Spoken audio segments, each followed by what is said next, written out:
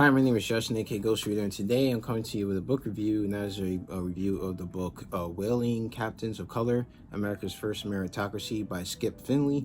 This is published by the Naval Institute Press. I got his art from NetGalley, and this is out in bookstores now, so if you are interested in picking up this book, you can. I'd like to say thank you to NetGalley and the Naval Institute Press for allowing me to review this book.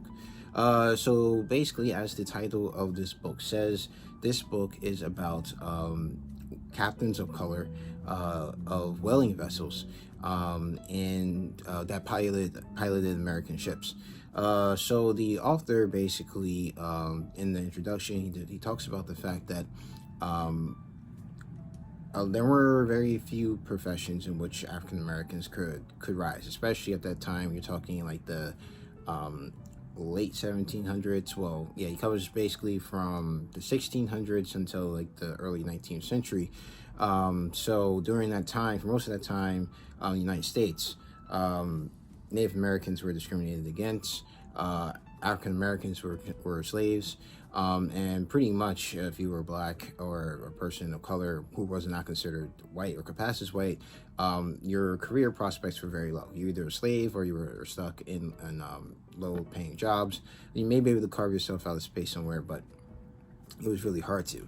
However, on board whaling vessels, you actually could carve out a space for yourself. Not only carve out space for yourself, but also move your way up to ranks to becoming a captain of one of these whaling vessels. So in this book, the author basically takes the reader through a series of...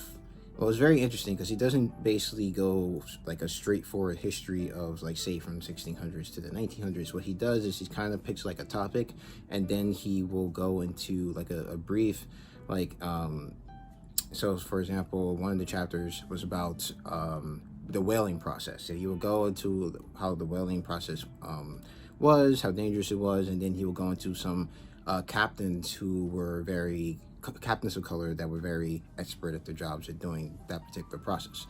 There was a chapter on mutinies, and he talked about captains of color that experienced mutinies and how they dealt with them. So it's not like a book that's going from one captain of color to another captain of color and giving short biographical insights into each of them. It does that, but also breaks it up with talking about the whaling industry. So you get a good idea what the whaling industry was, and also of the captains that he talks about in this book. And so you're able to get a really good idea of what these captains of color went through. Some of them were Native American, some of them were black, some Black American, some of them are from the Caribbean, some of them are from the Cape Verde Islands. And basically he talks about the fact that, you know, on the whaling vessel, the work was so dangerous and everyone was needed and essential that it was very little space for like racism to play a huge part. Of course, there were instances of racism. A lot of these captains, with the experience that they have, probably could have become captains or masters, as they're called, of their ships sooner, if they had been white of the same experience. But for the most part, that was kind of set aside to get the job done. And a lot of these captains of color actually were successful in bringing back oil, because that was the driving moneymaker at one time for whaling, was the oil you can get from whales, until of course we found oil like in the ground. Whale bones at one time was a big moneymaker too, until corsets went out of fashion, and then the price of whalebone went down because it wasn't needed as much anymore. And so eventually the whaling industry died, but these captains of color were able to carve out careers for themselves and actually make a good bit of money. Some of them even invested in own whaling ships themselves. So it's very good that I like this book a lot, because it talks about the achievements of these men in the industry that we don't really talk about anymore. At least when we do, it was usually in the bad light. But this was an industry that was very big. It was actually the second most dangerous industry in the United States, second to mining.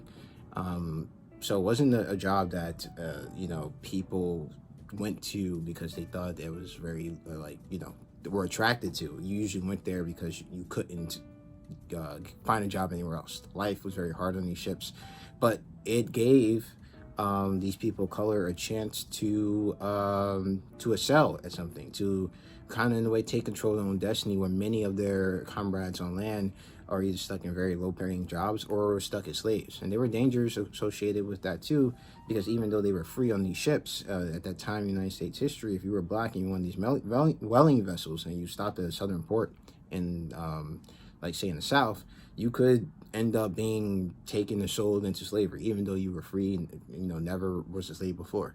So they went through a lot. The whaling itself was dangerous. A possibility you could be jailed and going into port. But these men stuck it out, and some of them had very good careers. Some of them lived to old age. Some of them died while whaling. But each was able to do his job well and make sure, and for the most part, that their crews got back safely and turned a profit. This was a very interesting book. I learned a lot about the whaling industry, about these captains of color, and their contributions to whaling. So I gave this book a 4 out of 5 stars. I think it's a good read if you're interested in like naval history, or you're interested in learning more about people of color and their involvement in the whaling industry.